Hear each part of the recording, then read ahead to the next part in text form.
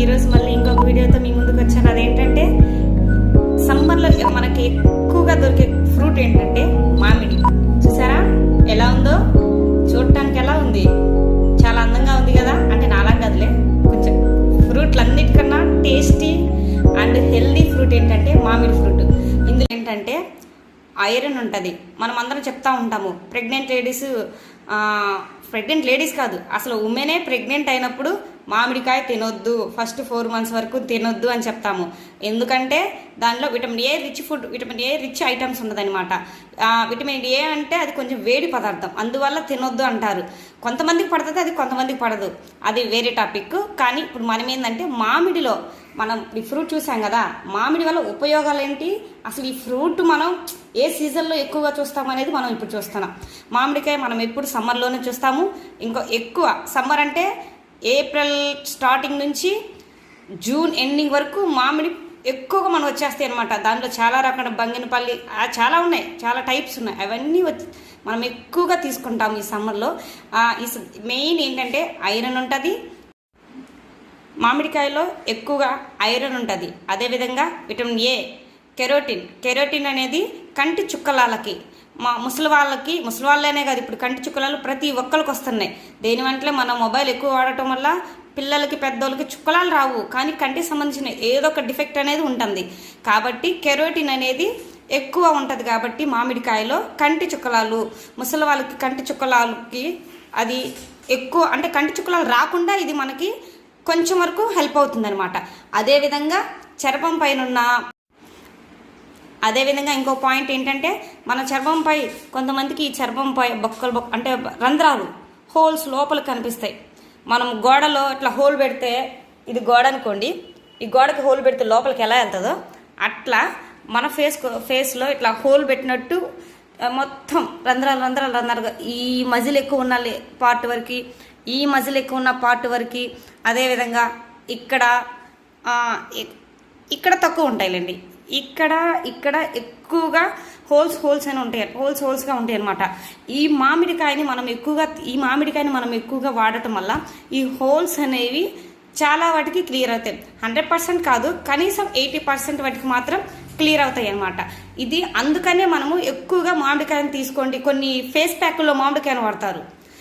ఏంటంటే పాల మేగడ, మామిడి గుజ్జు, దాంట్లో కొంచెం పసుపు, ఆ పసుపు కానీ చందనం కానీ ఏదో ఒకటేసి అట్లా వాడుతుంటారు. ఎందుకంటే ఇక్కడ ఫేస్కున్న ఆ రంధ్రాలు అనేటువంటిది ఏదైతే ఉంటుందో వాటి క్లియర్ చేయడానికి ఈ మామిడికాయ అనేది మనకు ఉపయోగపడుతుంది. మనం ఇక్కడ చూడాల్సిన ఇంకొక పాయింట్ ఏంటిదంటే ఈ మామిడి పండులో ఫైబర్ ఎక్కువ ఉంటుందండి. ఫైబర్ ఎక్కువగా ఎందుకు ఉపయోగపడుతుందంటే మలబద్ధకాన్ని నివారించడానికి ఫైబర్ని మనం ఉపయోగిస్తాము. మనకు అది ఎక్కువ ఎక్కడ దొరుకుతుందంటే ఎక్కువ పచ్చి కొబ్బరిలో, ఇంకా చాలా చాలా దొరుకుతుంది. కానీ మనకి మెయిన్గా ఇప్పుడు మామిడి పండులో కూడా ఫైబర్ దొరుకుతుంది. ఈ ఫైబర్ ఈ మామిడి పండు మనం తినడం వల్ల మోషన్ ఫ్రీగా కూడా అవుతుంది. ఇది ఒక ఉపయోగం ఇప్పుడు మనము గుర్తుంచుకోవాల్సిన విషయము.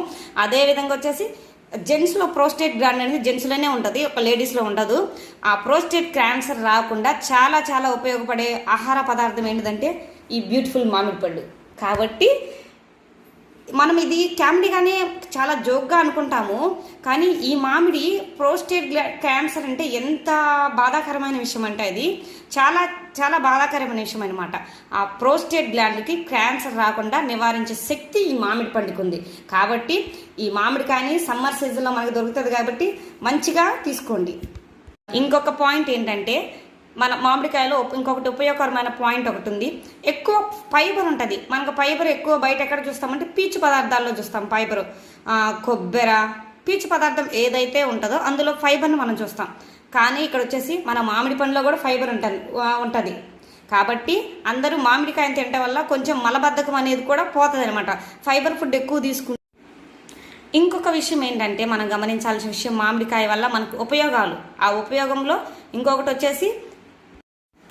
ఇంకొక పాయింట్ అండి, మనకు ఉపయోగపడే పాయింట్ వచ్చేసి ఈ నోరు ఉంది కదా మనకి, ఈ మౌత్ లోపల అదంతా వచ్చేసి మనము నైట్ తినేసి బ్రష్ చేసుకోము. చాలామంది చాలా వాటికి చేసుకోరు, ఎవరో ఒకళ్ళు 100లో ఒక 2 members 3 members మాత్రమే బ్రష్ చేసుకుంటారు. నైట్ పూట అనే కాదు, డే టైం అయినా సరే మనం ఫుడ్ ఏదైనా తీసుకున్న తర్వాత, ఫుడ్ కానీ ఇట్లా ఫ్రూట్స్ కానీ ఏదైనా తీసుకున్న తర్వాత నోటిని పుక్కులిచ్చి ఉయ్యరు.